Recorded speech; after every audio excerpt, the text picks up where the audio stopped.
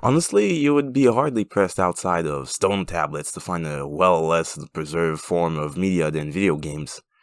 Even big companies are known to have willingly destroyed assets or lost them. Konami allegedly didn't put the real name of their employees in the credits so that Nintendo couldn't hire them. Square Enix lost all the assets of the original Kingdom Hearts and had to rebuild it from scratch for the HD remaster on PlayStation 3. As a consumer, I want nothing more than the widespread availability of a product. However, that wish will not always come true. The quality of the product isn't even in question right now, simply how available it is. Some games are just impossible to find, which brings me to the next point. Some titles out there would literally be lost forever if it wasn't for emulation. With no physical or digital release, what else to do? This, or with little control over the ownership of your product, it's the more reliable option. The most famous example being Nintendo having you buy the same games on every subsequent platforms.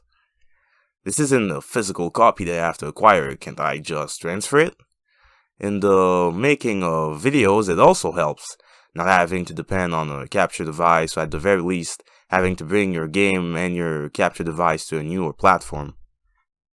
If we do have to talk about quality, let me bring to attention the infamous Silent Hill HD collection. Sometimes even having the product available isn't enough. I don't know if people still hate on Omit, but he's not to blame. Or so this video says. He was the frontman of the project and one of the producers, senior associate producer to be more precise. He was also in charge of voice acting. In the end, you know him as the guy who ruined Silent Hill. He was basically the scapegoat. That idea came about when the YouTube channel Twin Perfect decided to shift public ignition by blaming him. However, the fault didn't rest on one unique individual, and it can be partly blamed on Konami. For one, losing the original version of the games, and two, taking decisions that most people knew would upset the fan. Tom was apparently vehement about those changes. So the people working on your project basically had to redo the game almost from scratch, working from a beta version. The fans on the other side had to deal with strange decisions, like the change of voice actors. You now have to hear Troy Baker, and it's distracting because he was basically everywhere, and he was just playing himself. If you want to play a game of Silent Hill 3, you'll want to hunt down a PS2 version. Assuming you have a PS2. Or, get EPSX2. We were talking about Konami, but there's worse. Don't get me started on Rockstar. All the good versions of Grand Theft Auto got removed from online stores and physical second stores, like pawn shops and markets, artificially jacked up the prices a long time ago. All this to make place for a supposed definitive edition that was nothing more than a bad port of a phone version. The team left an algorithm to do the work and we got what we got in the end. Look at Resident Evil HD Project if you want to know how to properly work with an algorithm. When you also have other forms of fan projects like Resident Evil 4 and Silent Hill 2 HD for PC, random nobodies giving more effort than the official brand, you can't help to look to the side like a marriage going wrong. In the case of Resident Evil 4, Capcom has actually encouraged the project on their Steam page. They know. All of this brings us to the actual subject of the video, a brand new emulation system called DuckStation. When you open the file where the program is located, you'll find two versions, the No-GUI and the Qt version. The No-GUI is a simpler version of the emulator. What really interests us is the Qt version. It has the usual bells and whistle, save states and save states rotation. Then there are other things I haven't seen, like the ability to eject an ISO, immediately choose another one while a game is running, and integrated achievements. Look, I used to run stuff like ZSNES and Virtual Boy. This is new to me. I'm like a boy from the 80s going from cartridges to 4K gaming. My mind is blown, okay? The emulator in general is easy of use while bringing in a lot of features. Yes, that means you don't have to load the BIOS. The main event, however, has to be the graphic and sound options. Let's start with the lesser of the two. Sound options are often neglected when it comes to media in general, but it's nice to see stuff other than sound output.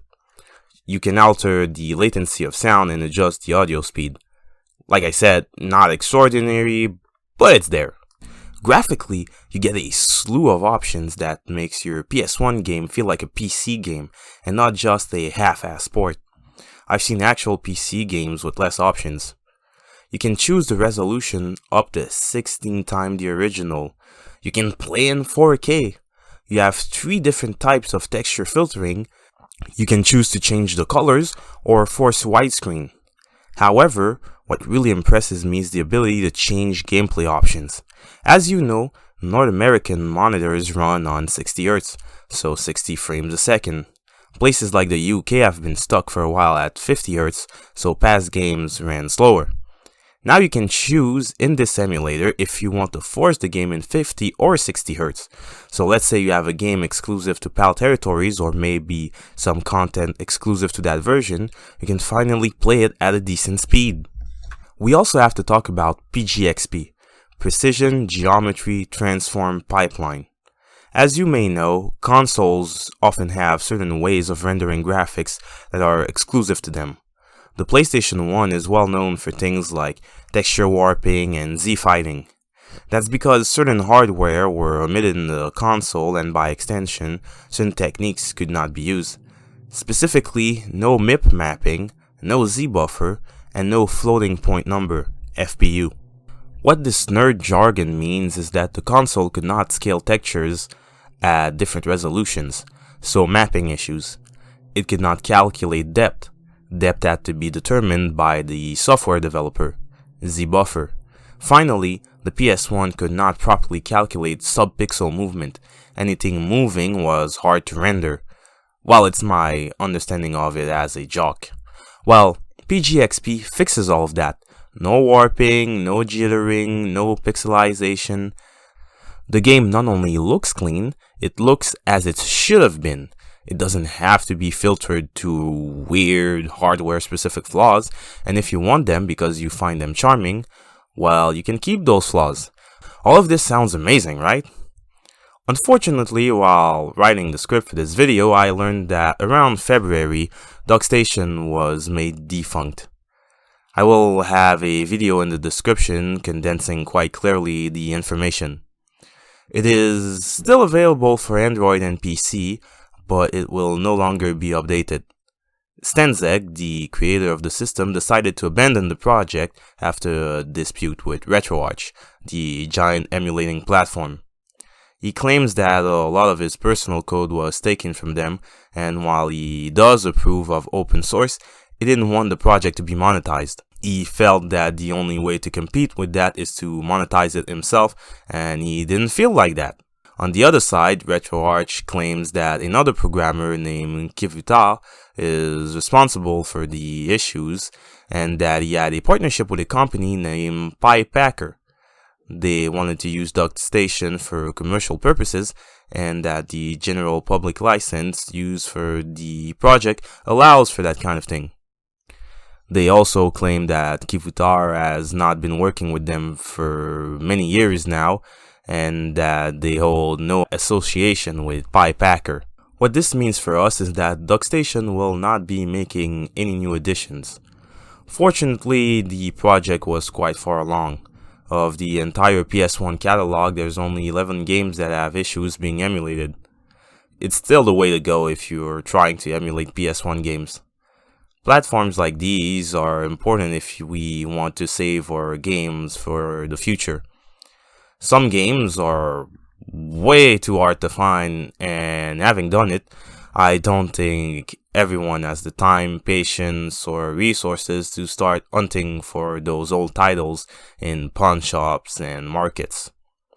I'm not sure who's in the wrong in all of this, but all I can say is that it's sad that the project ends like this. I still suggest you give the emulator a chance. It's great to see how the games were supposed to look, and as someone who has experienced that generation firsthand, I can say it's amazing to play these titles and have them look so clean.